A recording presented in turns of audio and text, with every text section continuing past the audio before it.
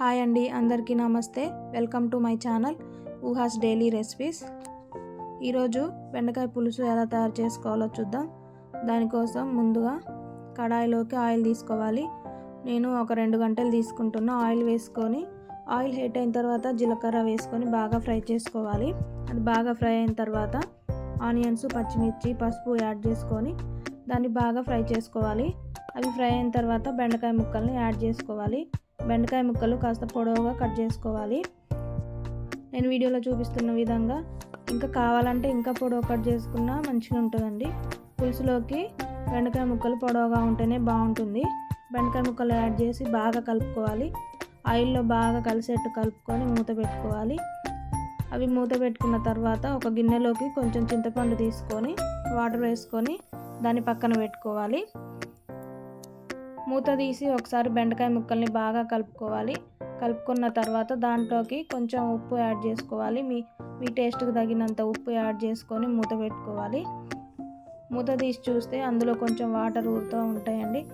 Water ఏమన్నా ఉంటే బయటకు వస్తాయి. మళ్ళీ ఒకసారి కలుపుకొని మూత పెట్టుకొని ఒక 2 మినిట్స్ అట్లా పక్కకి ఉంచితే అందులో ఉన్న వాటర్ అంతా బయటకు వచ్చేస్తుంది. వాటర్ బయటకు వచ్చిన తర్వాత దాంట్లోకి కొంచెం కారం, మీ టేస్ట్కి తగినంత కారం యాడ్ చేసుకోవాలి. యాడ్ చేసుకొని కారాన్ని ఆయిల్లో బాగా ఫ్రై అవ్వనివ్వాలి.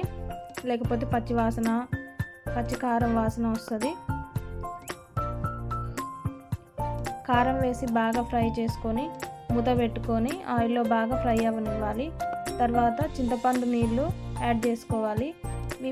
మీకు ఎంత పులుపు కావాలో అంత యాడ్ చేసుకొని దాంట్లోకి నాకు నార్మల్ వాటర్ 1 గ్లాస్ పట్టిందండి. నాకు ఆ పులుపు సరిపోతుంది. మీరు పులుపు చెక్ చేసుకొని మూత పెట్టి ఉడికించుకోవాలి. తర్వాత దాంట్లోకి కొంచెం ధనియాల పొడి కూడా యాడ్ చేసుకొని బాగా కలుపుకొని మూత పెట్టుకొని బాగా ఉడకనివ్వాలి.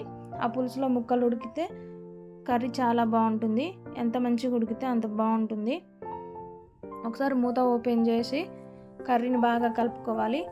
కలుపుకున్న తర్వాత కొంచెం గ్రేవీ చిక్కబడింది అనుకున్నప్పుడు లాస్ట్గా ఫైనల్గా ఒక ఇంగ్రీడియంట్ బెల్లం అండి. బెల్లం వేసుకుంటే కర్రీ టేస్టే మారిపోతుంది. చాలా బాగుంటుంది బెండకాయ పులుసులో.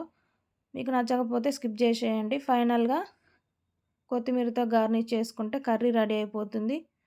మీరు కూడా ఈ కర్రీ రెడీ చేసి ట్రై చేసి ఎలా వచ్చిందో కామెంట్ చేయండి. Please subscribe to my channel Ooha's daily recipes.